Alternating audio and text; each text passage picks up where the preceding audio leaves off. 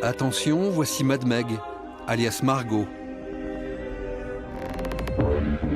Margot l'enragée, plume engagée, artiste majeur, comme le doigt, celui qui sert à dénoncer et qui guide sa petite épée, sa plume sergent-major, précise, bien aiguisée.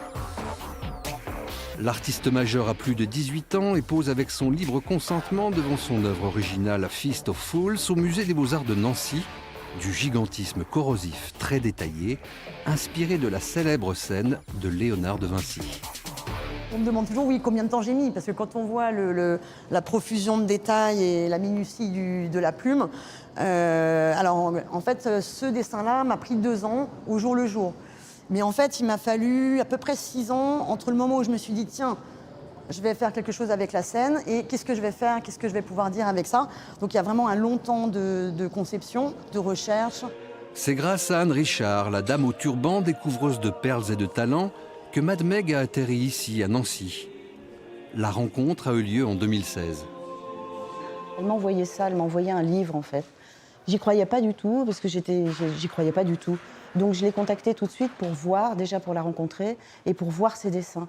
Et elle est arrivée à mon atelier avec des rouleaux énormes dans le dos. J'ai dû pousser tous les meubles, et elle a déroulé ses dessins. Et les œuvres étaient magistrales. Et donc j'étais très choquée, mais c'est ce qui fait la beauté du métier, c'est qu'on connaît jamais tout. Le choc avec l'œuvre électropunk d'une acharnée autodidacte, addict à son art, qui bosse seule, sans arrêt, et remplit tous les jours des dizaines de petits carnets. C'est des petits carnets dans lesquels j'avais un travail quotidien et dans lequel aussi j'ai commencé à confronter le rapport texte-image. Parce que chez moi, c'est aussi très important le texte. Le texte, il est comme un dessin. En fait, pour moi, c'est aussi graphique. J'ai grandi dans les livres anciens et les gravures, donc ça se voit dans mon dessin. Et donc, cette confrontation texte-image, elle est présente partout. Mes images sont très bavardes et mes textes sont muets. Inspiré d'une gravure de Callot, ce dessin d'actu très corrosif et foisonnant a occupé tout le confinement de Mad Meg. Alter Street, avec là, c'est des anti-masques, tu vois, qui manifestent.